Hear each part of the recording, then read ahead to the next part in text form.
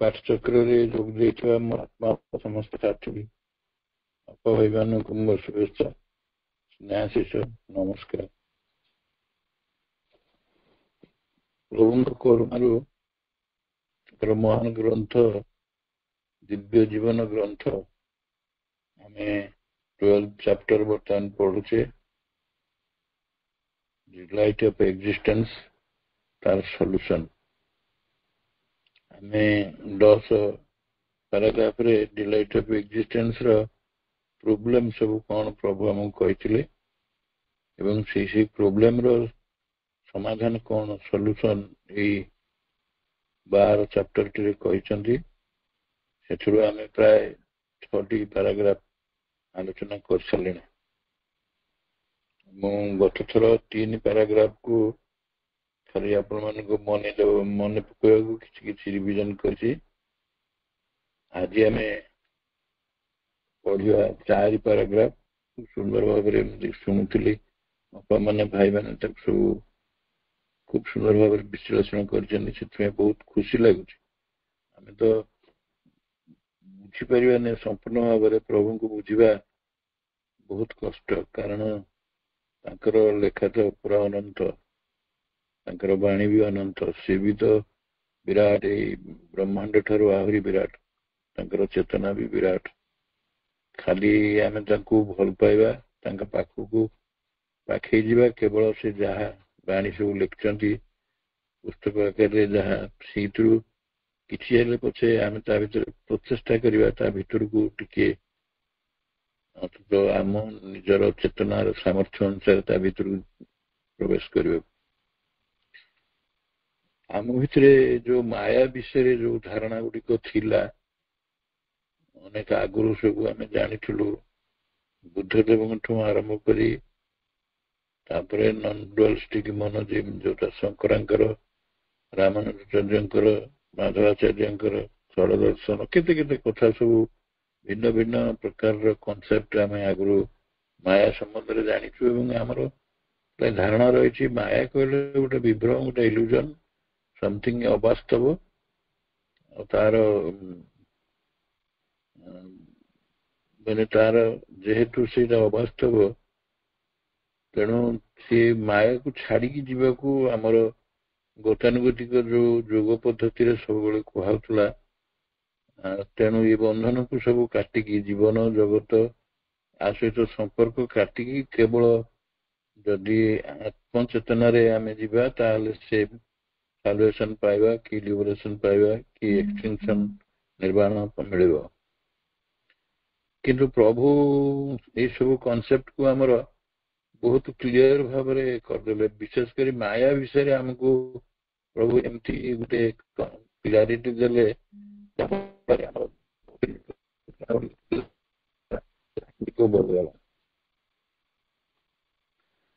ଚେଷ୍ଟା କଲୁ ଯେ ପ୍ରକୃତରେ ଏଇ କଥା ମାୟା ପ୍ରକୃତ ହଉଛି ସେଇ ପରମଙ୍କର, ସଚିତ ଆନନ୍ଦଙ୍କର ଜ୍ଞାନ, କୌଶଳ, ବୁଦ୍ଧି। କାଲି ଅପାବଧେ ଆଲୋଚନା କରୁଥିଲେ।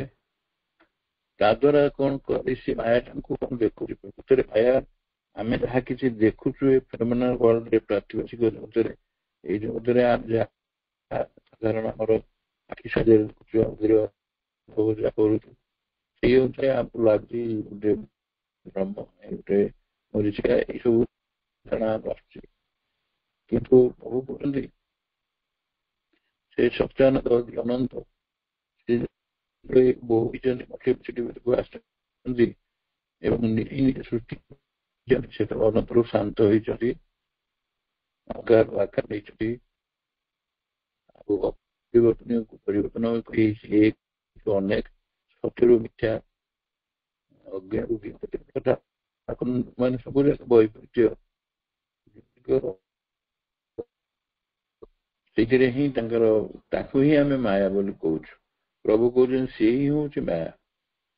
ଆଉ ସେ ମାୟାରେ ମଧ୍ୟ ଯୋଉ ତାଙ୍କର ଅଭିବ୍ୟକ୍ତି ହଉଛି ସଂସାରରେ, ଆମେ ଜଗତରେ ଦେଖୁଛେ। ମନେକର ଗୋଟେ ଛୋଟ ଛୋଟ କଥା, ଆମେ ମନେକର ଯେକୌଣସି ଗୋଟେ, ଯେମିତି ଆମେ ଉଦାହରଣ ବି ଦେଇଛନ୍ତି, ଆମେ ଅନ୍ୟଠୁ ପଢୁଛେ, ଯେକୌଣସି ଗୋଟେ ପରିବାକୁ ନେଇକି ଆମେ କେତେ ପ୍ରକାର କରିପାରୁଛେ। ଆଳୁଟାକୁ ନିଅନ୍ତୁ, ଆଳୁ ସାହାଯ୍ୟରେ ଆଳୁ ଭର୍ତ୍ତା କରୁଛୁ, ଆଳୁରେ ଗୋଟେ ଆଳୁଦମ କରୁଛୁ, ଆଳୁ କାଉ ସହିତ ମିଶେଇକିରି ଅନ୍ୟ କଣ ରେସିପି ଗୋଟେ କରୁଛୁ ଇତ୍ୟାଦି। କିନ୍ତୁ ସେଇ ଆଳୁ ତରକାରୀର ଆଳୁଟା ହଉଛି ତାର ମୂଳ ଉପାଦାନ, ସିଏ ବଦଳୁନି। କିନ୍ତୁ ଯେତେବେଳେ ସିଏ ଭିନ୍ନ ଭିନ୍ନ ରୂପାୟନକୁ ଆସୁଛି, ଭିନ୍ନ ଭିନ୍ନ ରେସିପି ତିଆରି ହଉଛି, ସେତେବେଳେ ସିଏ ତାର ଅଲଗା ପ୍ରକାରର ପ୍ରକାଶିତ ହଉଛି। ସିଏ ବା ସୁନାରେ ଯେମିତି ଆମେ ଆଗରୁ ଆଲୋଚନା କରିଥିଲେ, ସୁନାଟା ହଉଛି ଗୋଟେ ମୌଳିକ ଧାତୁ। ତା ଭିତରୁ ଆମେ ସୁନାର ହାର କରୁଛେ, ମୁଦି କରୁଛେ, ବାଙ୍ଗଲୋ କରୁଛେ, କେତେ କେତେ କଥା ସବୁ କରୁଛେ। କିନ୍ତୁ ସେଇଟା ଆକାର ଅନୁସାରେ ଭିନ୍ନ ଭିନ୍ନ ହଉଛି, କିନ୍ତୁ ମୌଳିକ ଜିନିଷଟା ତାର ଉପାଦାନଟି ସେଇ ସୁନା ଆକାରରେ ରହୁଛି। ଏଇସବୁ କେତେ କେତେ ଉଦାହରଣ ବି ଦେଇ ହବ ଏଇ ଜଗତରେ। ଯେମିତି ସଙ୍ଗୀତ ଗୋଟେ ତତ୍ତ୍ୱ, କିନ୍ତୁ ସେଇ ତତ୍ତ୍ୱକୁ ନେଇକିରି କେତେ ଗୀତ ଲେଖାଯାଇପାରିବ, ପ୍ରାର୍ଥନା ଲେଖାଯାଇପାରିବ, କେତେ ଛନ୍ଦ ଯୁକ୍ତ ଅମିତ୍ରାକ୍ଷର ଛନ୍ଦରେ କବିତା ଲେଖାଯାଇପାରିବ, କଣ କଣ, କିନ୍ତୁ ତତ୍ତ୍ୱଟା ଗୋଟେ। ଏଇଭଳି ଭାବରେ ପ୍ରଭୁ କେତେବେଳେ ମ୍ୟାନିଫେଷ୍ଟ ହଉଛନ୍ତି, କେତେବେଳେ ଅନମ୍ୟାନିଫେଷ୍ଟ ହଉଛନ୍ତି, ପୁଣି କେତେବେଳେ ମାନେ ମ୍ୟାନିଫେଷ୍ଟ ଆଉ ଅନମ୍ୟାନିଫେଷ୍ଟର ଉର୍ଦ୍ଧ୍ୱରେ ରହୁଛନ୍ତି। ମାନେ ଏମିତି ବି ସ୍ଥିତି ଆସୁଛି। ଆମେ ସାଧାରଣ ଭାବୁଛୁ ଯେତେବେଳେ ଅନମ୍ୟାନିଫେଷ୍ଟ ସେ ଅବସ୍ଥାଟା, ଆମେ ତାକୁ ପ୍ରଳୟ ଅବସ୍ଥା ବୋଲି ଭାବୁଛେ। କିନ୍ତୁ ତାଙ୍କର ଯୋଉ ଶାଶ୍ୱତ ଭାବରେ, ଚିରନ୍ତନ ଭାବରେ ସବୁବେଳେ ସେ ପରିବର୍ତ୍ତନଶୀଳ, କୌଣସିଟା ଠିକ ନାହିଁ। ଆମେ କାଲି ବା ବହୁତ ଦିନ ଆଗରୁ ଯୋଉଠି ପାହାଡ ଦେଖୁଥିଲା ସେଠି ନଈ ଅଛି କିମ୍ବା ଜଙ୍ଗଲ ଅଛି। ଆମେ ବି ନିଜେ ଆମରି ଯୋଉ ପରିବେଶରେ ଆମେ ରହୁଛୁ, ଗାଁ ଗହଳି ପରିବେଶରେ ଚାରିକଡରେ ଯୋଉଠି ଜଙ୍ଗଲ ଥିଲା, ଯୋଉ ନଦୀ ଥିଲା, ଧାନ ଜମି ଥିଲା, ଯୋଉ ଯୋଉ ଜାଗାରେ ଥିଲା, କାଳକ୍ରମେ 50-60 ବର୍ଷ କି 100 ବର୍ଷ ପରେ ସେ ସ୍ଥିତି ଆଉ ରହୁନି, ସବୁ ବଦଳି ଯାଉଛି। ତେଣୁ ଶାଶ୍ୱତ ଭାବରେ କିଛି ରହୁନି ବୋଲି ଏଇ ଫେନୋମେନାଲ ୱାର୍ଲଡରେ ଯେହେତୁ ଶାଶ୍ୱତ ଭାବରେ ସେ ରେକର୍ଡ କରୁଛି, ରେକରେନ୍ସ ହଉଛି, ତାର ପୂର୍ଣ୍ଣ ଭାବରେ ଭିନ୍ନ ଭିନ୍ନ ରୂପରେ ଆସୁଛି, ସେଇଥିପାଇଁ ଆମେ ତାକୁ ମାୟା ବୋଲି କହିପାରିବାନି। ଇଟର୍ନାଲ ମ୍ୟୁଟେବିଲିଟି ବି ହଉଛି, ପୁଣି ଇଟର୍ନାଲ ଇମ୍ୟୁଟେବିଲିଟି ବି ଅଛି। କେତେ ଜାଗାରେ ବଦଳୁଛି, ପୁଣି ବଦଳୁ ନାହିଁ।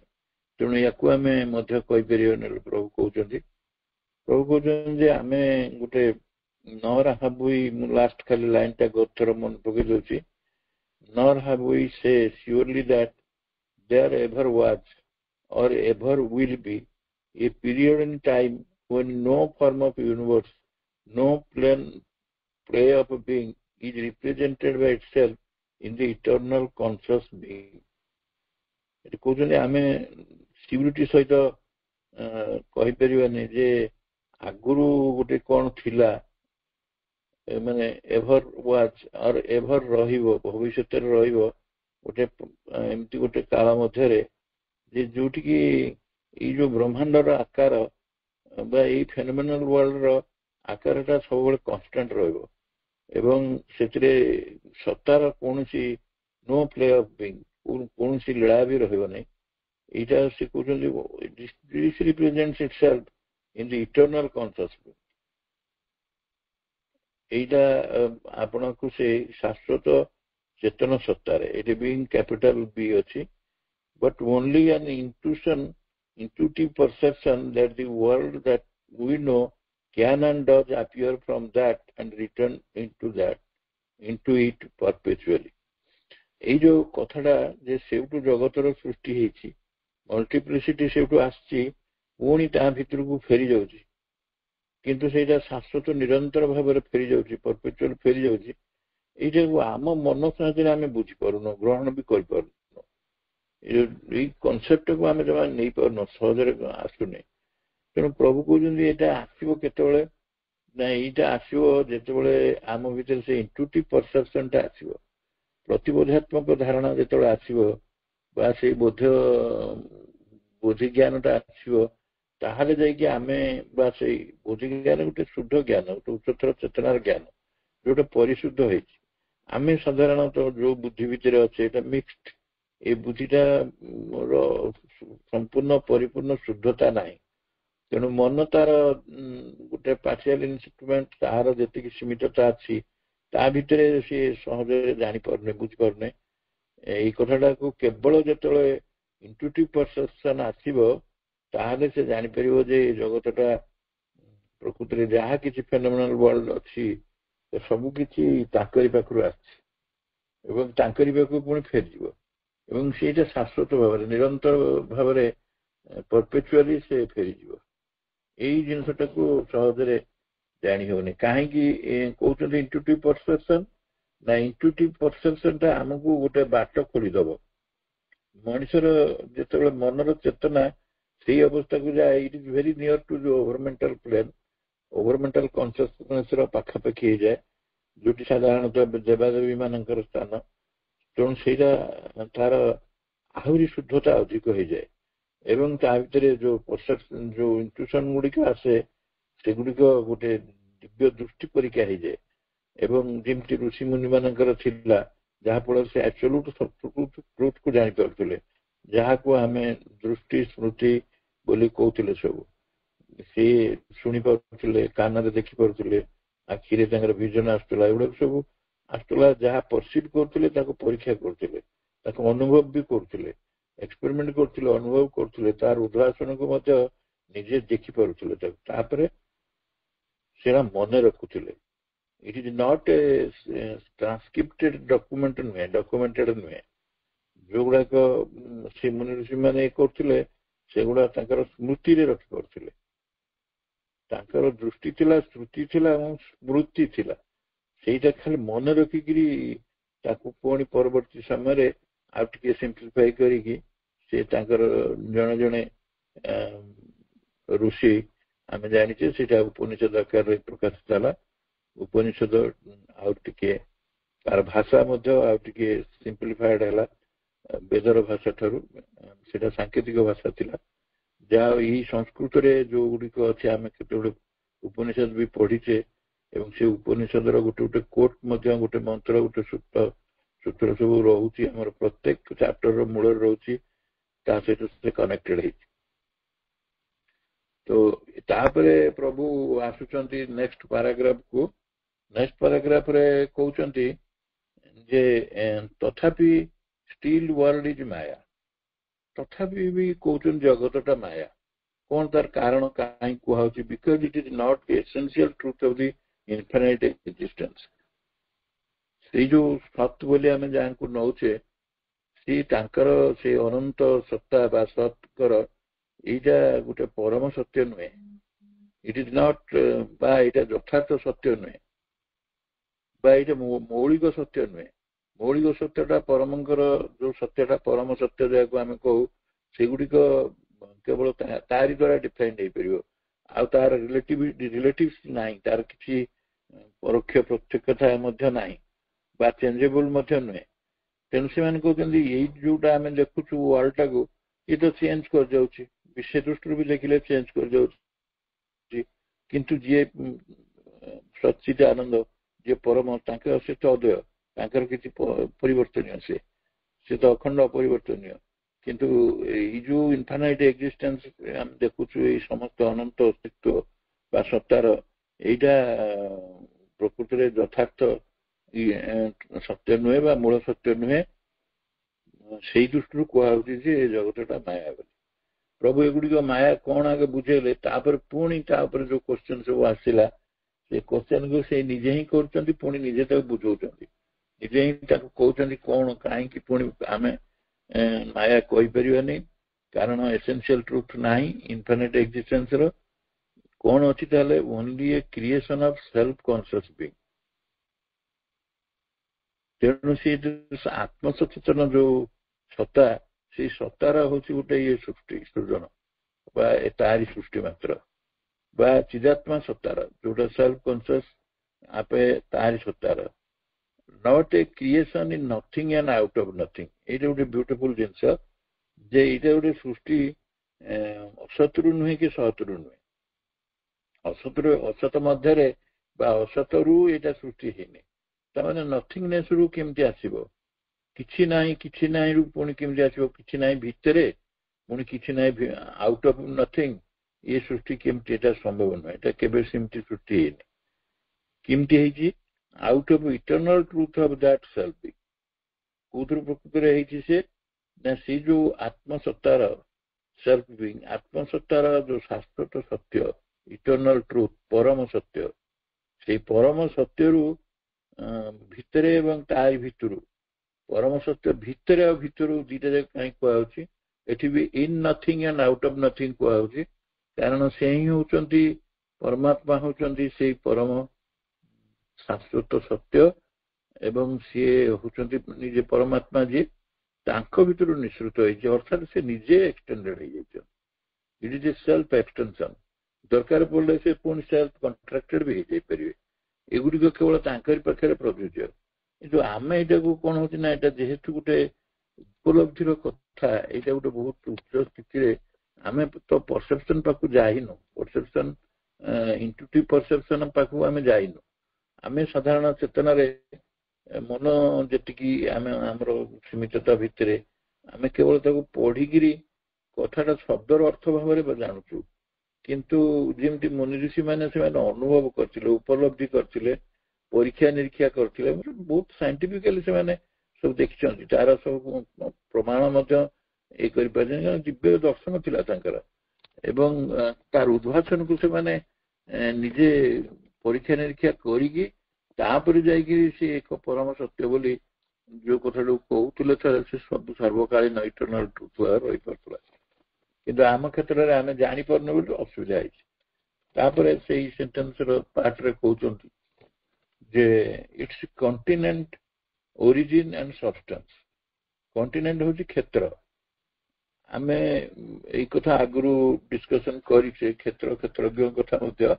ଏଠି କହୁଛନ୍ତି ତାର କଣ୍ଟିନେଣ୍ଟ, ଓରିଜିନ ଆଣ୍ଡ ସବଷ୍ଟାନ୍ସ, ତିନିଟା ଜିନିଷ ସେଥିରେ ଅଛି।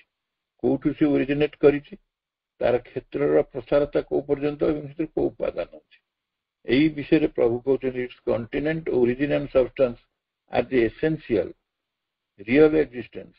ଇଟ୍ forms are mutable formations of that to its own conscious perception determined by its own creative conscious force।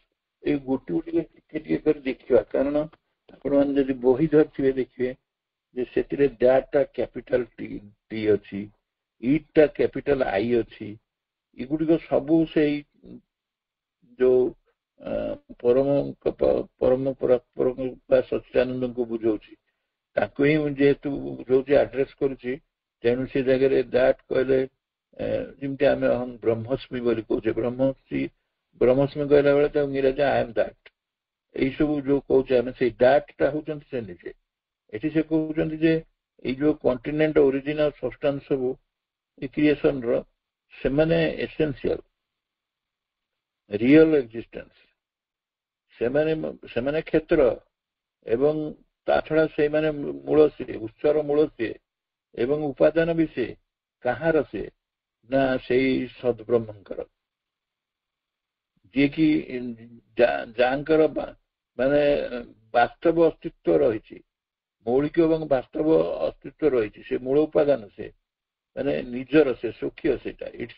It's forms are mutable forms of that. ଆଉ ଯୋଉ ଆକାର ଗୁଡିକ ସେ ନେଇଛନ୍ତି, ସିଏ ଆକାରଟା ହଉଛି ତାଙ୍କରି ମ୍ୟୁଟେବିଲିଟି ବା ମ୍ୟୁଟେବୁଲ ଫର୍ମେସନ। ଦ୍ୟାଟ୍ ଏଠି ହଉଛି କ୍ୟାପିଟାଲ ଟି, ସେଇ ଯିଏ ଚିଦ୍ବ୍ରହ୍ମ, ସଦ୍ବ୍ରହ୍ମ ବା ସେ ପରମ, ତାଙ୍କଠୁ ସବୁ ମ୍ୟୁଟେବୁଲ ମାନେ ପରିବର୍ତ୍ତନଶୀଳ। ଯୋଉ ବିଭିନ୍ନ ପ୍ରକାରର ଆକାର ଗୁଡାକ, ସବୁ ତ ଗୋଟିଏ ଆକାର ସୃଜନଶୀଳତାର ନାହିଁ ନା, ସେ ଆକାର ଗୁଡିକ ସବୁ ତାଙ୍କର ମ୍ୟୁଟେବୁଲ ଫର୍ମେସନ, ଯୋଉଟିକ ବଦଳି ବଦଳି ଯାଉଛି।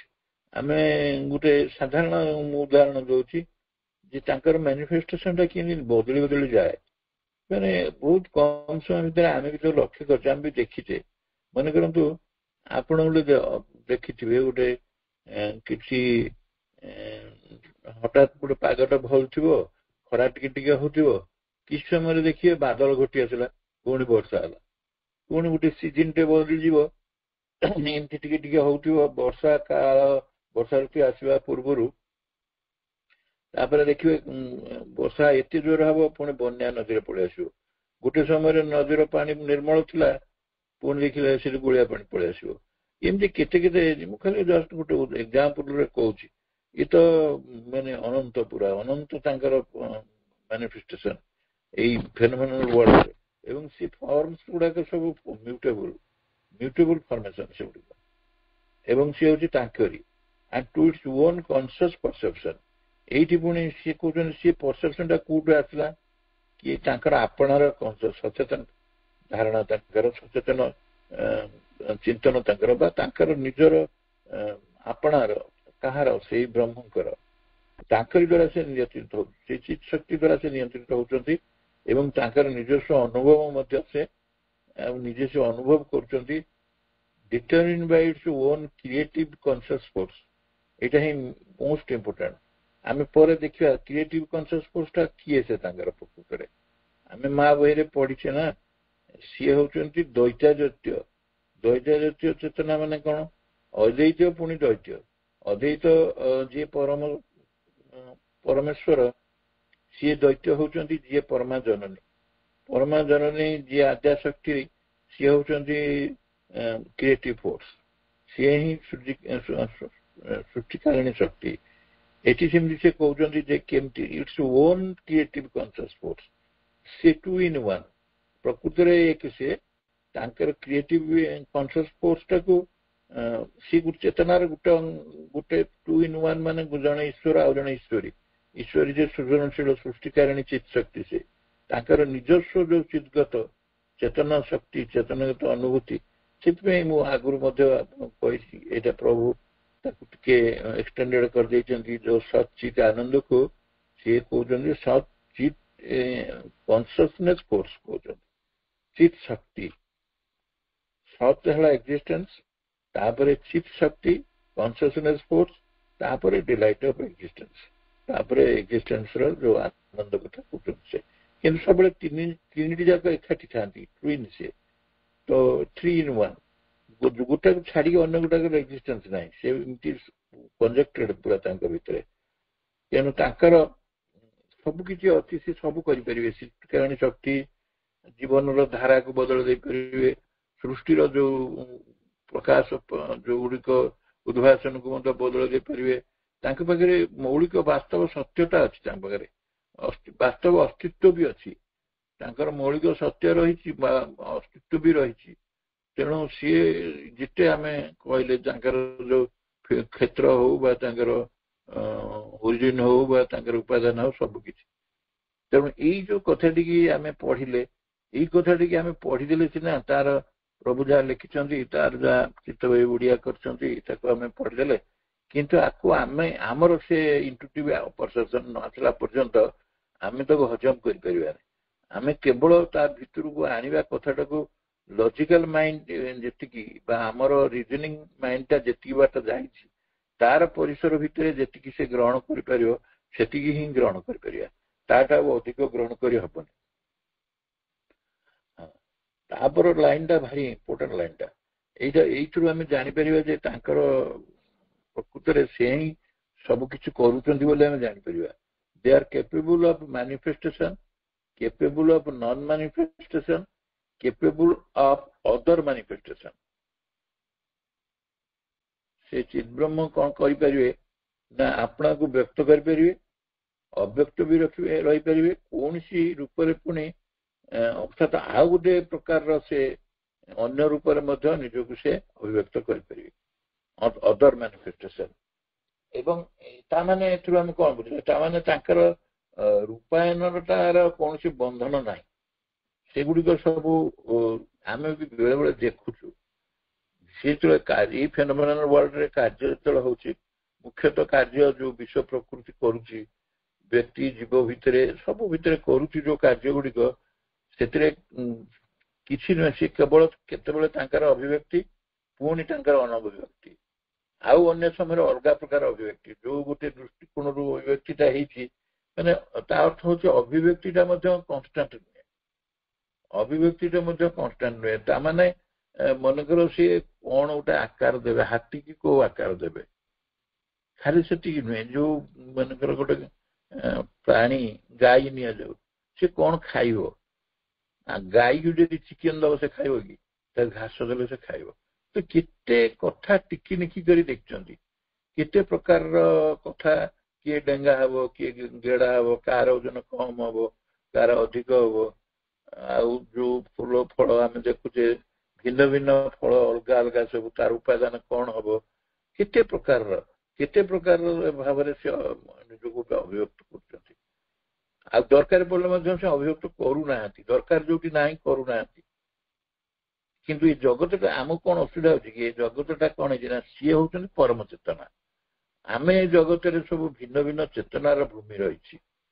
ନିଶ୍ଚେତନାର ଭୂମି ଅଛି, ଅବଚେତନାର ଭୂମି ଅଛି, ଅର୍ଦ୍ଧ ଚେତନାର ଭୂମି ଅଛି, ଆଉ ତାପରେ ମଗ୍ନ ଚେତନାର ଭୂମି ଅଛି। ଏମିତି କେତେ କେତେ ଭୂମି ରହିଛି ସବୁ।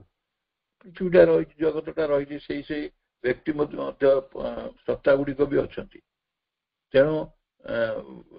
ତେଣୁ ଆମକୁ ଲାଗୁଛି କଣ, ଏଇ ସବୁ ଜିନିଷ ଗୁଡା ଆମକୁ ବଡ ବିଚିତ୍ର ଲାଗୁଛି। ଏଇ ବୈଚିତ୍ର୍ୟଟାକୁ ଆମେ ବେଳେ ବେଳେ ଆମର ମନର ଭ୍ରାନ୍ତି ଦୃଷ୍ଟିରୁ ଆମେ ବି ଆକୁ ଗୋଟେ କେତେବେଳେ କହୁଛୁ ବିଭ୍ରମ ବୋଲି, ଇଲ୍ୟୁଜନ ବୋଲି କହୁଛୁ। କିନ୍ତୁ ପ୍ରକୃତରେ ସେ ଗୋଟେ ଅନନ୍ତ ଚେତନା।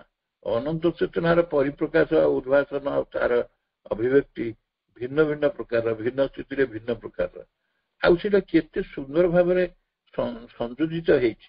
ଗୋଟେ ସାମାନ୍ୟ କଥା ବେଳେ ବେଳେ ଯଦି ମନକୁ ଆପଣ ନେବେ, ଯେତେ ସବୁ ଗ୍ରହ ନକ୍ଷତ୍ର ଆଉ ନିହାରିକା ପୁଞ୍ଜ ଯାହାକୁ ଆମେ ଦେଖୁଛେ ଆକାଶରେ, ସେମାନେ କେମିତି ନିଜ ଭିତରେ ସଙ୍ଗତି ରଖି ଏବଂ ସନ୍ତୁଳିତ ହେଇକି ଇକ୍ୱିଲିବ୍ରିୟମ ଷ୍ଟେଟରେ ରହୁଛନ୍ତି। କେତେ ହେଭି ଜିନିଷ ସବୁ, ଓଜନିଆ ଜିନିଷ ଶୂନ୍ୟରୁ ଘୁରୁଛନ୍ତି, ପଡୁନାହାନ୍ତି ତ। ସେମାନେ କେମିତି ପରସ୍ପର ସହିତ ତାଙ୍କୁ ସେଇ ମହାକର୍ଷଣ ଶକ୍ତି ଯେ କେମିତି ଭାବରେ ବାନ୍ଧି ରଖିଛି, ଏବଂ ନେଟ ରିଜଲ୍ଟ ହଉଛି ସେମାନେ ଡାଉନୱାର୍ଡ ପୁଲ, ଗ୍ରାଭିଟେଟିଂ ପୁଲ ତାଙ୍କର ହଉନି। ଏଇସବୁ କେତେ ଗୁଡେ କଥା। ତାପରେ ଆହୁରି ବିଚିତ୍ରତା, ଅବଶ୍ୟ ବୈଜ୍ଞାନିକ ମାନେ ବାହାର କରନ୍ତୁ, କିନ୍ତୁ ସେଇଟା ଥିଲା ବୋଲି ତ ବାହାର କଲେ ନା। ଆଉ ଯୋଉଟା ଷ୍ଟିଫେନ ହକିନ୍ସ ବାହାର କଲେ ବ୍ଲାକ୍ ହୋଲ କଥା, ବ୍ଲାକ୍ ହୋଲରେ ଦେଖାଯାଉଛି ସେଥିରେ ଗ୍ରାଭିଟିର ଇଫେକ୍ଟ କିଛି ନାହିଁ। ଏଇସବୁ ବୈଚିତ୍ର୍ୟ ନୁହେଁ କି, ଆକୁ ଆମେ ମାୟା କହିବା? ଏଇ ବୈଚିତ୍ର୍ୟକୁ ଆମେ ମାୟା କହିପାରିବା। ଏବେ ତ ଯୋଉ ଜିନିଷ ଗୁଡା ବେଶୀ ଡେଭଲପ କରିଛି, ସମସ୍ତେ ଜାଣିଥିବେ, ଆର୍ଟିଫିସିଆଲ ଇଣ୍ଟେଲିଜେନ୍ସ। ଗୋଟେ ଆର୍ଟିଫିସିଆଲ ଇଣ୍ଟେଲିଜେନ୍ସରେ କଣ ହଉଛି, ଏଇ ମଣିଷ କରୁଛି ଯେତେ ଆର୍ଟିଫିସିଆଲ ଇଣ୍ଟେଲିଜେନ୍ସ ଉପରେ ଡିପେଣ୍ଡ କରିକି ଯେତେ ଆପ୍ ବାହାରୁ, ଯେତେ ସ୍ମାର୍ଟ ସବୁ ଫୋନ ବାହାରୁ ବା ସ୍ମାର୍ଟ କମ୍ପ୍ୟୁଟର ବାହାରୁ, କିନ୍ତୁ ସବୁ ତ ମଣିଷ କରୁଛି ନା। Show computer is not more versatile than human being. Human being ଭିତରେ ସେଇ ଜିନିଷଟା ଅଛି ବୋଲି ସେ ବାହାରୁଛି। ଯିଏ ସେଥିରେ ଯାହାର ପାରଦର୍ଶିତା ଅଛି, ଯାହାର ସାମର୍ଥ୍ୟ ଅଛି, ଯାହା ପାଖରେ ସେ ବିଦ୍ୟାଟା ଜଣା ଅଛି, ସେମାନେ ସେଗୁଡାକୁ କରୁଛନ୍ତି। କେତେ କେତେ ପ୍ରକାର ଆପ୍ ସବୁ ତିଆରି ହେଇଛି। କିନ୍ତୁ ତାକୁ ଯଦି ଆମେ ଯିବା, କୋଉଠୁ ଆସିଲା ସେଗୁଡିକ ସବୁ? ସେଗୁଡା ଆମେ ତାକୁ ବି ଆମେ ଇଲ୍ୟୁଜନ ବୋଲି କହିପାରିବାନି। ଆମେ ଏଟା ବୁଝିପାରୁନୁ। ଆମକୁ ଲାଗୁଛି ଯେମିତି ଗୋଟେ ମ୍ୟାଜିସିଆନ ମ୍ୟାଜିକ ଦେଖାଏ, ଯୋଉ ଆମକୁ ପୁରା କେମିତି ସମ୍ମୋହିତ କରିଦିଏ। ସିଏ ସେମିତି ଆମ କେତେ ଗୋଟେ ଜିନିଷ ଯୋଉଗୁଡାକ ପାଇଁ ପିଲାମାନଙ୍କର ତାଙ୍କର ନିଜର ଇନଷ୍ଟିଙ୍କ୍ଟ ଦ୍ୱାରା ଜାଣି ଦଉଛନ୍ତି। ଠିକ ଛୋଟ ଛୋଟ ପିଲା 2-4 ବର୍ଷ 5 ବର୍ଷର, ଆମ ପାଖରେ ସେଇଟା ଆମେ ଜାଣିପାରୁନୁ, ତାକୁ ଅପରେଟ କରିପାରୁନୁ। ଆମେ ସେଗୁଡିକ ଆପରେ କଣ ଆପ୍ କଣ ମଧ୍ୟ ଭଲ ଭାବରେ ଜାଣିପାରୁନୁ, ବୁଝିପାରୁନୁ, ଭେରି ଫ୍ୟୁ। ତ ଏଇଟା କଣ, ଏଇଟା ପ୍ରକୃତରେ ଏଇଟା ନଥିଙ୍ଗ ଇଜ କନଷ୍ଟାଣ୍ଟ, ସବୁ ଜିନିଷ। ଆଉ ଏଇଟା ସବୁଠୁ ବଡ ବର୍ତ୍ତମାନ ହଉଛି ଆର୍ଟିଫିସିଆଲ ଇଣ୍ଟେଲିଜେନ୍ସ। ଏବେ ରିସେଣ୍ଟଲି ମୁଁ ଦେଖୁଥିଲି ଗୋଟେ ନ୍ୟୁଜରେ, ସେ ଜଣେ ଦାବି କରୁଛି ଯେ ଆର୍ଟିଫିସିଆଲ ଇଣ୍ଟେଲିଜେନ୍ସ ଦ୍ୱାରା ଆମେ ଭର୍ଚୁଆଲ ଲାଇଫ ରଖିପାରିବୁ, ମାନେ ଲାଇଫଟା ଏକ୍ସଟେଣ୍ଡେଡ ହବ, ସେ ମୃତ୍ୟୁ ତାର ହବନି। ମାନେ ଇଏ ଆର୍ଟିଫିସିଆଲ ଇଣ୍ଟେଲିଜେନ୍ସ ମାନେ ତାପରେ ଗୋଟେ ବିଶିଷ୍ଟ ଆପ୍ସ ହବ। ସେଟା ବି ବୁଝି ବି ପାରୁନି ତାକୁ, ସେ ଯୋଉଟା କେମିତି କଣ କରାଯାଇପାରିବ ଆମେ ଧରିପାରୁନୁ। ବୁଝିପାରୁନୁ ବୋଲି ଯେ ସେଟା ଠିକ ନୁହେଁ, ସତ୍ୟ ନୁହେଁ, ତା କେମିତି କହିବା? ଆମେ ନୂଆ ନୂଆ ସବୁ ବାହାର କଲା କେତେ କେତେ କଥା ସବୁ, ବିଶେଷ କରି ସାଇଣ୍ଟିଷ୍ଟ ମାନେ ଡିସ୍କଭରି କରୁଥିଲେ। ଆମେ ସେଟା ବୁଝିପାରୁନୁ ବୋଲି ସେଟାକୁ କହିବା ଯେ ଠିକ ନୁହେଁ, ନା ସେଥିରେ ଭୁଲ ଅଛି କହିଲେ ହବ କି? ମୁଁ ଥରେ ଜଣେ ସାର୍ ଜଣେ ମୋ ସାଙ୍ଗରେ ଯୁକ୍ତି କଲେ, କଣ ଏତେ କଷ୍ଟ କଥା ସିରିୟସ୍ କାହିଁ ଲେଖିଥିଲେ, ଆମେ ତ ସେଟା ବୁଝିପାରିବୁନି, କଣ ପାଇଁ ଲେଖିଥିଲେ? ମୁଁ କହିଲି ଆପଣ କଣ କରନ୍ତି ନା, ମୁଁ ଟିଚର ଅଛି। କଣ ପାଇଁ? ଲିଟରେଚର ପଢାଏ, ଓଡିଆ ପଢାଏ, ଇଏ ପଢାଏ। ମୁଁ କହିଲି ଆପଣ ଯାଇ ଆଲଜେବ୍ରା କ୍ଲାସ ନେଲେ ନା, ସେଗୁଡା କଣ ନେଇ ହବ? ଆମେ କଣ ସେଇଟା ଅନ୍ୟ ସାଇନ୍ସ ଟିଚର ନେବେ ନା? That is the difference. Science ଟିଚରର ପାରଦର୍ଶିତା ଅଛି, ସେ ଦକ୍ଷତା ଅଛି, ସେଇଟା ବୁଝି ସିଏ କରିବ। ଆପଣଙ୍କର ଲିଟରେଚର ଉପରେ ଅଛି, ଆପଣ କରିବେ।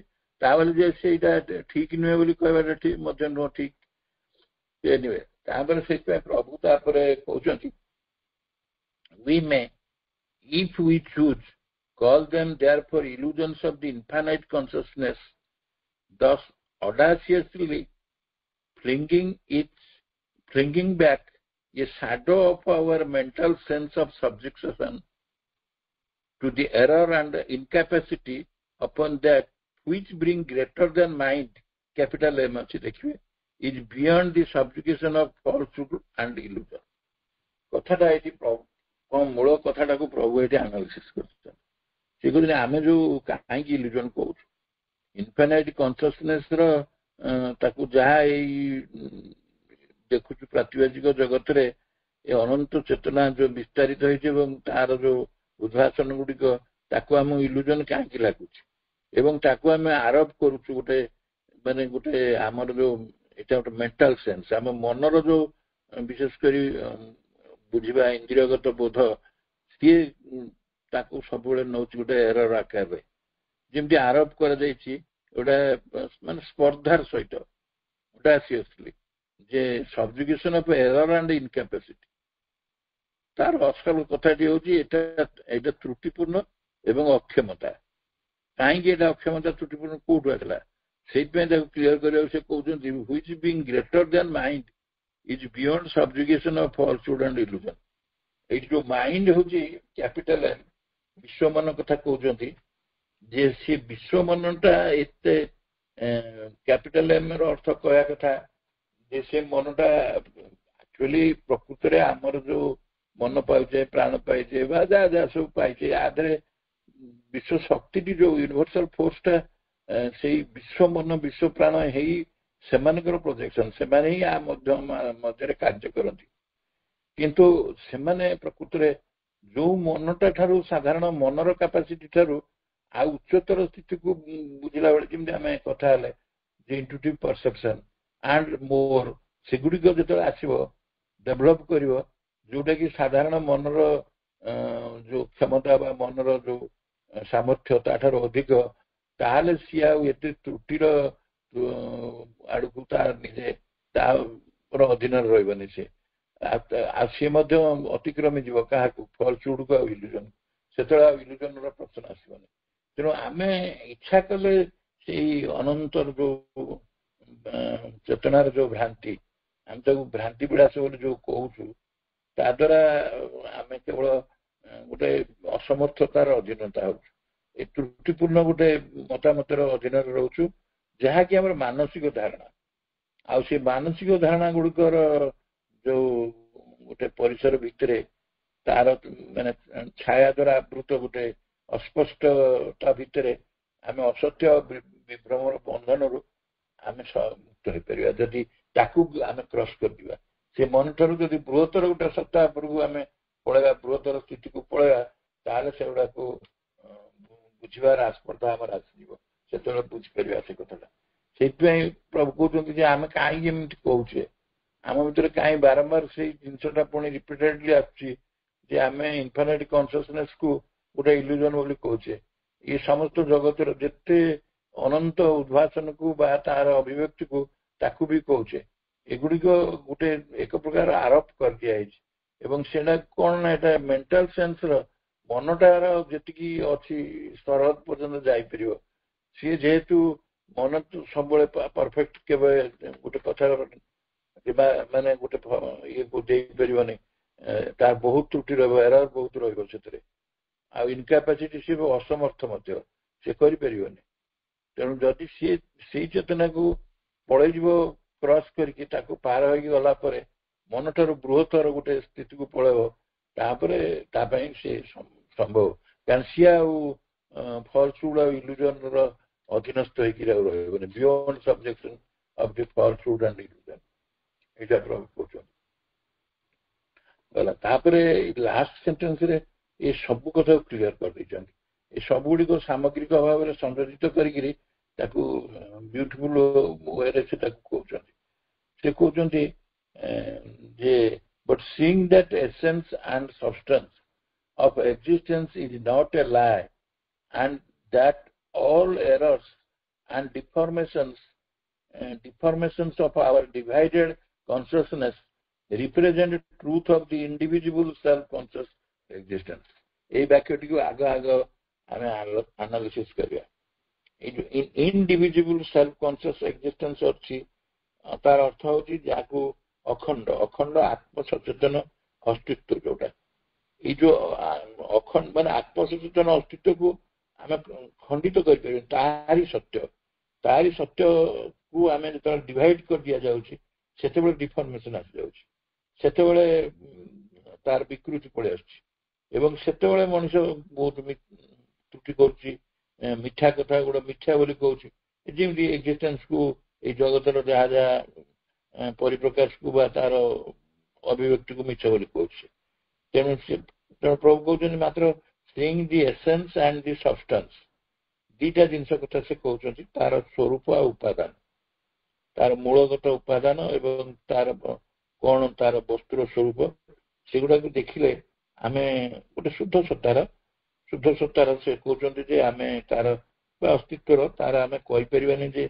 ଏଇଟା ଗୋଟେ ମିଥ୍ୟା ନୁହେଁ ଜମା ବା ଏଇଟା ଗୋଟେ ଯେହେତୁ ଖଣ୍ଡିତ ହେଇଛି ଚେତନା ତେଣୁ ଖଣ୍ଡିତ ଚେତନାରେ ଯୋଉ ଭ୍ରାନ୍ତି ଆସିଛି ସେଇଟା ଗୋଟେ ଯୋଉ ବିକୃତି ଭିତରେ ଯୋଉ ଅବିଭାଜ୍ୟ ଭାବରେ ଯୋଉ ଆତ୍ମସଚେତନ ଇନଡିଭିଜିବୁଲ ସେଲ୍ଫ କନସିୟସ୍ ଏକ୍ଜିଷ୍ଟେନ୍ସ ତେଣୁ ସେ ବିଷୟରେ କିଛି ଖାଲି ଆମେ ଗୋଟେ ଆଭାସ ଖାଲି ପାଉଛୁ ଏଇଟା କଣ ପାଇଁ ଏମିତି ହେଇଛି ନା କିନ୍ତୁ ଆମର ପ୍ରକାଶ କରିବାର ଶୈଳୀଟା ଭୁଲ କାରଣ ଆମର ସେତିକି ସାମର୍ଥ୍ୟ ନାହିଁ ଅସଲ କଥାଟାକୁ ବୁଝିବାକୁ ଯେ ଏଇଟା ଏଇ ସ୍ଥିତିରେ ବିକୃତ ହେଇପାରେ ଡିଫର୍ମେସନ ଆସିପାରେ ତେଣୁ ଆମର ଡିଭାଇଡେଡ କନସିୟସନେସ୍ କେବଳ ସେଇ ବିକୃତିଟାକୁ ଦେଖୁଛି ଆମର ଯେହେତୁ ଚେତନାଟା ଡିଭାଇଡେଡ ଷ୍ଟେଟରେ ଅଛି ଇଣ୍ଡିଭିଜୁଆଲରୁ କେବଳ ଅଛି ବ୍ରହ୍ମଙ୍କର ଚେତନାଟା ଖଣ୍ଡିତ ନୁହେଁ ଅଖଣ୍ଡ ଚେତନା ସେ ଅଖଣ୍ଡ ପୁଣି ସେ ଆତ୍ମସଚେତନ ଅସ୍ତିତ୍ୱ ତାଙ୍କର we can only say that the world is not essential truth of that ଅତି ବେଶୀରେ ଆମେ କଣ କହିପାରିବା ନା ଏଇ ଯୋଉ ଜଗତଟା ତାଙ୍କର ଦ୍ୟାଟ୍ ଇଜ କ୍ୟାପିଟାଲିଟି ସେଇ ଯିଏ ପରମ ସଚ୍ଚିତ ଆନନ୍ଦଙ୍କର ବା ସେ ଚିଦାତ୍ମାଙ୍କର ପରମ ଚିଦାତ୍ମାଙ୍କର ମୂଳ ସତ୍ୟ ନୁହଁ ବୋଲି ଆମେ କହିପାରିବା ପ୍ରକୃତରେ ମୂଳ ସତ୍ୟ ନୁହେଁ କାରଣ ମୂଳ ସତ୍ୟ ହିଁ ଅନଚେଞ୍ଜେବଲ ଅପରିବର୍ତ୍ତନୀୟ କିନ୍ତୁ ଫେନୋମେନାଲ ୱାର୍ଲଡଟା ସେଇ ତାଙ୍କର ମୂଳ ସତ୍ୟ ଏସେନ୍ସିଆଲି ମୌଳିକ ଉପାଦାନ ଦୃଷ୍ଟିରୁ ଦେଖିଲେ ସତ୍ୟ ନୁହେଁ କୋଉ ସତ୍ୟ ନା ଫେନୋମେନାଲ ଟ୍ରୁଥ ପ୍ରାତିଭାସିକ ସତ୍ୟ କାହିଁକି ସେଇଟା କଣ ପାଇଁ ପ୍ରାତିଭାସିକ ସତ୍ୟ ନା ଏଇଠି ଦେଖିବେ ଟି କ୍ୟାପିଟାଲ ଟି ଆଇଟା capital I of its free multiplicity ଇଏ ହଉଛି ଏଇଠି ଇଟ୍ସ ମାନେ ତାଙ୍କରି କ୍ୟାପିଟାଲ ଆଇ ତାମାନେ ସେଇ ବ୍ରହ୍ମଙ୍କର ଫ୍ରି ମଲ୍ଟିପ୍ଲିସିଟି ସେମାନେ ମାନେ ସ୍ୱାଧୀନ ଭାବରେ ସିଏ କାହା ଦ୍ୱାରା କାହାର ଅଧୀନରେ ନାହାନ୍ତି ଅଧୀନସ୍ଥ ନୁହନ୍ତି ସେ ଯୋଉ ବହୁତ୍ୱଟା ତାଙ୍କର ସ୍ୱାଧୀନ ଭାବରେ ତାମାନେ ଏଇଠି ନିଜେ ହିଁ ସେଇ ଫେନୋମେନାଲ ୱାର୍ଲଡରେ ଯୋଉ ଟ୍ରୁଥ ଗୁଡାକ ଭାବରେ ପ୍ରକାଶିତ ହେଇଛନ୍ତି ଆମର ଧାରଣା ସବୁବେଳେ ରହିଛି କଣ ଯୋଉଗୁଡାକ ଆମେ ଦେଖୁଛେ ସବୁବେଳେ ଗୋଟେ ବେସିକ ଜିନିଷଟା ମନେ ରଖିବା ଯେ ଯେତେ ଗୁଡିଏ ଅଭିବ୍ୟକ୍ତ ଜିନିଷ ଆମେ ଦେଖୁଛୁ ଫେନୋମେନାଲ ୱାର୍ଲଡରେ ବା ଜାଣୁଛୁ ବା ବୁଝୁଛୁ ସେଗୁଡିକ ସ୍ଥାୟୀ ନୁହନ୍ତି ସେଗୁଡିକ ମ୍ୟୁଟେବୁଲ କିନ୍ତୁ ଚେଞ୍ଜେବୁଲ ମଧ୍ୟ କିନ୍ତୁ ସେ ତା ଅର୍ଥ ନୁହେଁ ଯେ ସେଗୁଡିକ ଗୋଟେ ଇଲୁଜନ ବୋଲି ସେଗୁଡା ଭ୍ରମ ନୁହେଁ ସେ ଅବାସ୍ତବ ନୁହେଁ ସେ ସେଇଥିପାଇଁ ସେ କହୁଛନ୍ତି phenomenal truth of its free mutability and infinite superficial mutability and not the truth of its fundamental and immutable unity ଏଇଠି ଲାଷ୍ଟରେ କହୁଛନ୍ତି ଯେ ପରମଙ୍କର ଯୋଉଟା ସେଇଟା ହଉଛି ଇମ୍ୟୁଟେବୁଲ ୟୁନିଟି ତା ଏକତ୍ୱଟା ଅପରିବର୍ତ୍ତନୀୟ ଏକତ୍ୱ ସେ ଏକତ୍ୱଟାର ପରିବର୍ତ୍ତନ ହବନି ଆଉ ସେଇଟା ମୌଳିକ ପୁରା ସେଇଟା ମୌଳିକ ସତ୍ୟ ପୁରା ମୌଳିକ ଏବଂ ଅପରିବର୍ତ୍ତନୀୟ ଏକତ୍ୱର ସତ୍ୟ ସେ ତେଣୁ ଏଇଗୁଡିକ ଆମେ ବାହ୍ୟ ରୂପରେ ଦେଖୁଛେ ମ୍ୟୁଟେବିଲିଟି ଫେନୋମେନାଲ ୱାର୍ଲଡରେ ଆମେ ଦେଖୁଛେ ମ୍ୟୁଟେବିଲିଟି କିନ୍ତୁ ମୂଳ ସତ୍ୟଟି ଯିଏ ପରମ ଯିଏ ସଚ୍ଚିତ ଆନନ୍ଦ ତାଙ୍କର ମୌଳିକତା ହଉଛି ତାଙ୍କ ପାଖରେ ଯୋଉ ସତ୍ୟଟା ରହିଛି ଯୋଉ ଏକତ୍ୱ ରହିଛି ଅଦ୍ୱୟ ସେ ତାଙ୍କେ ଇମ୍ୟୁଟେବଲ ଏଇଟା ତାଙ୍କର ଫଣ୍ଡାମେଣ୍ଟାଲ ଟ୍ରୁଥ ତାଙ୍କର ମୌଳିକତାର ସତ୍ୟ ଏଇଟା ତାଙ୍କର କିନ୍ତୁ ଇ ଫେନୋମେନାଲ ୱାର୍ଲଡରେ ସେଇଆ ନୁହେଁ ଏଇ ଯୋଉ ଇନଫାଇନାଇଟ ସୁପରଫିସିଆଲି ଦେଖୁଛୁ ମ୍ୟୁଟେବିଲିଟିଟା ଏଇ କେବଳ ଯୋଉ ବହୁରେ ପରିଣତ ହେଇଛନ୍ତି ସେ ବହୁତ ଭିତରେ ଆମେ ଦେଖୁଛୁ ଯୋଉ ସତ୍ୟଟାକୁ ଦେଖୁଛୁ ସେଇଟା ତାଙ୍କର ସେଇ ଫଣ୍ଡାମେଣ୍ଟାଲ ଆଉ ଇମ୍ୟୁଟେବଲ ୟୁନିଟି ନୁହେଁ। ଏ କଥାଟା ପ୍ରଭୁ କହୁଛନ୍ତି। ଆମେ ବୈଚିତ୍ର୍ୟର ପାଉଛେ, ଅନ୍ତହୀନ ବୈଚିତ୍ର୍ୟ ଦେଖୁଛେ ଅଭିବ୍ୟକ୍ତି ଭିତରେ, କିନ୍ତୁ ମୂଳ କଥାଟି ଯୋଉଟା ରହିଛି ତାଙ୍କ ପାଖରେ ଯୋଉ ଏକତ୍ୱର ସତ୍ୟ ରୂପଟି ଯୋଉ ରହିଛି, ଯୋଉଟା ଅପରିବର୍ତ୍ତନୀୟ, ପରିବର୍ତ୍ତନ ରହିତ ଏକତ୍ୱ, ଏଇଟା ବହୁତ ଇମ୍ପୋର୍ଟାଣ୍ଟ। ମୌଳିକ ଏବଂ ପରିବର୍ତ୍ତନ ରହିତ ଏକତ୍ୱର ସତ୍ୟ, ଏଇଟା କେବଳ ସେଇ ଅଛି ପରମ ବ୍ରହ୍ମଙ୍କର ବା ସଚ୍ଚିଦାନନ୍ଦଙ୍କର ବା ସେଇ ଦାଟ ବୋଲି ଆମେ ଯାହା କହୁଛୁ ସେଇ ବ୍ରହ୍ମଙ୍କର ଏଇଟା। ଆଉ ଜଗତରେ ଯାହା କିଛି ଆମେ ଦେଖୁଛେ ଇଏ ସବୁ ଅନ୍ତହୀନ ଭାବରେ ଯୋଉ ଅଭିବ୍ୟକ୍ତି, ତାହାର ବୈଚିତ୍ର୍ୟର ଆମେ ପରିଣତ। ବୈଚିତ୍ର୍ୟଟା ବା ପରିବର୍ତ୍ତନଶୀଳତାଟା ମାୟା ନୁହେଁ। ଏଇ କଥାଟା ବୁଝିବାକୁ ଯାଇକି ପ୍ରଭୁ ଏ 4 ପାରାଗ୍ରାଫରେ କହୁଛନ୍ତି ଯେ ଏମିତି ଏଇଟା ଏଇଟା ହବାର ମଧ୍ୟ ମୁଖ୍ୟ କାରଣଟା ସେ କହୁଛନ୍ତି। କାରଣ ଆମ ମନର ପରିସର ଯାହା, ଆମର ବୋଧ ଶକ୍ତିଟା ଯୋଉ ପର୍ଯ୍ୟନ୍ତ ଅଛି, it is under the subjugation of କାହା ଅଣ୍ଡରରେ ସେ ରହିଛି ସବୁବେଳେ, ତା ଫଲସୁଡ୍ ପାଖରେ ରହିଛି। ଫଲସୁଡ୍ ଆଣ୍ଡ ଇଲୁଜନ ଏଗୁଡିକ ପାଖରେ ସେ ରହିଛି। ଆଉ ଅନେକ ସମୟରେ ଯେହେତୁ ସାମର୍ଥ୍ୟ ନାହିଁ, ଗୋଟେ ତ୍ରୁଟିପୂର୍ଣ୍ଣ କଥାଟା ଗୋଟେ କହିଦଉଛି, ସେ ତାକୁ ବି ମିଥ୍ୟା ବୋଲି କହିଦଉଛି, କହୁଛି ନା ଏଗୁଡା ସବୁ ମିଥ୍ୟା, ଇଏ ଜଗତର ଇଏ ସବୁ ଯାହା ଏ ଜୀବନ ମିଥ୍ୟା ସବୁ। ହଁ ରହିଛି, ଯନ୍ତ୍ରଣା ରହିଛି, ବୁଦ୍ଧିଜୀବୀ ଯେମିତି କହୁଛି ଯେ ଆମେ ଯେହେତୁ ଆମ ଭିତରେ ବହୁତ ଅସଂଖ୍ୟ କାମନା ବାସନା ରହିଛି, ଆବେଗ ପ୍ରବେଗ ରହିଛି, ସେଗୁଡିକ ହିଁ ଦୁଃଖର କାରଣ, ସେଇଟା ସେ ଦୃଷ୍ଟିରୁ ଠିକ ଅଛି। କିନ୍ତୁ ଜଗତଟା ଜୀବନଟା ଆଉ ଏଇ ଯୋଉ ଫେନୋମେନାଲ ୱାର୍ଲଡଟା, ଏଇଟା ଯେ ଅବାସ୍ତବ ଏ କଥାଟା ନୁହେଁ। ଏଇଟା ପ୍ରଭୁ କହୁଛନ୍ତି, ଏଇଟାକୁ ଯାହାକୁ ମାୟା ବୋଲି କହି ଅବାସ୍ତବ କହୁଛନ୍ତି, ଇଟ୍ ଇଜ ନଟ୍ ଜଷ୍ଟିଫାଏଡ। ସେ କହୁଛନ୍ତି ଏଇଟା କେବଳ ଆମ ଭିତରର ସେଇଟା ଗୋଟେ, ଆମେ ବୈଚିତ୍ର୍ୟଟାକୁ ଭ୍ରମ ବୋଲି ନେଇଯାଉଛୁ, ଇଲ୍ୟୁଜନ ବୋଲି ନେଇଯାଉଛୁ। ତାପରେ ଆହୁରି ପରବର୍ତ୍ତୀ ପାରାଗ୍ରାଫ ଗୁଡିକରେ ଆହୁରି କ୍ଲାରିଫିକେସନ ଦେବେ 5 ଆଉ 6ରେ। କାଲି ବୋଧେ 6 ପର୍ଯ୍ୟନ୍ତ ଯାଇଥିଲେ। ଏଗୁଡିକ ସବୁ ମୁଁ ଶୁଣୁଥିଲି, ସବୁ ଗଡେଇ ଗଡେଇକିରି ପଳେଇଛନ୍ତି। ମୁଁ ଖାଲି ଆଉ ଥରେ ମନେ ପକେଇଲି, ଏଇଟା ଟିକେ ବାରମ୍ବାର ପଢିଲେ ଭଲ। ବାରମ୍ବାର ପଢିଲେ ଭଲ କଣ କି, କହିଲି ମୌଳିକ ଆମେ ସମସ୍ତେ ଫିଲ୍ କରୁଥିବା, ଏଠିକୁ ମନର ଯୋଉ ଚେତନା ତ differ from person to person, এটা ଡିଫର କରିବ ଏବଂ ତାର ଅସଲ ମୂଳ ତତ୍ତ୍ୱଟିକୁ ଧରିବା ଭାରି କଷ୍ଟ। ତତ୍ତ୍ୱଟିକି ପ୍ରକୃତରେ କଷ୍ଟ, ଏତେ ଫିଲୋସଫାଇଜ ହେଇଯାଇଛି, ଏତେ ସବୁ ସେଥିରେ ମାନେ ମିଷ୍ଟିକାଲ ମେଟାଫୋରିକାଲ ସତ୍ୟ ସବୁ ରହିଯାଇଛି, ତତ୍ତ୍ୱଗତ ସତ୍ୟ ସବୁ, ସେଗୁଡା ସବୁ ଉପଲବ୍ଧିର କଥା। ସେଥିପାଇଁ ଆମକୁ ଟିକେ କଷ୍ଟ ହଉଛି। ଯାହା ମୁଁ ମାଙ୍କ ପାଖରେ, ପ୍ରଭୁଙ୍କ ପାଖରେ ଆକୁ ସମର୍ପଣ କରିଦଉଛି।